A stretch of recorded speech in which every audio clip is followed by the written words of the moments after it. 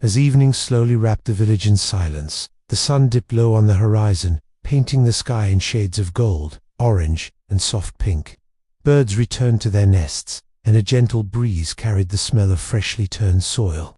Along a narrow dirt path walked Guru Arav, a respected teacher known not just for his wisdom, but for his kindness. Beside him was his young student Rohan, a curious boy with bright eyes and a restless mind. This walk was no accident. Guru Arav often took Rohan beyond the classroom, believing that life itself was the greatest teacher. Books sharpen the mind, he would say, but the world shapes the heart. As they passed a small farm on the edge of the village, Rohan suddenly stopped. Near the field lay a pair of old, torn shoes, covered in dust. A poor farmer, Mohan, was nearby, gathering his tools after a long, exhausting day under the sun. His clothes were worn, his back bent with fatigue. Rohan pointed at the shoes and whispered with a mischievous grin, "Guruji, I have an idea.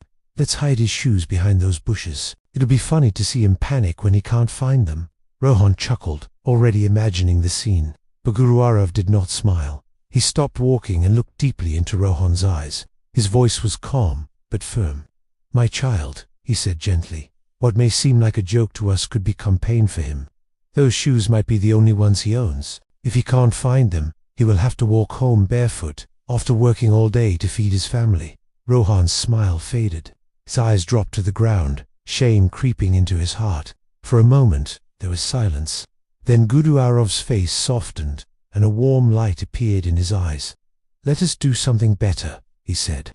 "Instead of hiding his shoes, let us hide a blessing inside them." Rohan looked up, confused. Guru Arav reached into his pocket and pulled out a few coins. "Who will place these inside his shoes? Then hide not to laugh, but to learn." Rohan nodded slowly.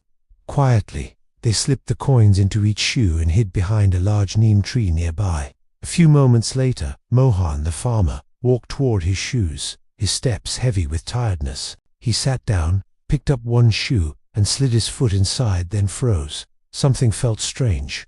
He reached in and pulled out the coins. His eyes widened in disbelief. He looked around, thinking someone nearby might have dropped them, but there was no one. With trembling hands, he checked the other shoe. More coins. Mohan could no longer hold himself together. He sat down on the ground, tears rolling down his face. Folding his hands, he looked up at the sky and whispered, "Thank you, God. Whoever did this, may you bless them." His voice broke as he continued, "With this money, I can buy medicine for my sick wife and bring food home for my hungry children." He wiped his tears, gently placed the coins in his pocket, wore his shoes, and walked home not just with tired feet, but with renewed hope in his heart. Behind the tree, Rohan stood frozen. Tears filled his eyes too. Guru Arav placed a comforting hand on his shoulder and softly asked, "Tell me, Rohan, what brought more joy, hiding his shoes, or hiding kindness inside them?" Rohan took a deep breath and replied, "Guruji, I will never forget this moment. Today, I learned something no book could ever teach me." He looked back at the path where the farmer had disappeared and said, "The joy of giving is the most beautiful feeling I have ever known. True kindness is not found in grand acts, but in small gestures that touch the heart.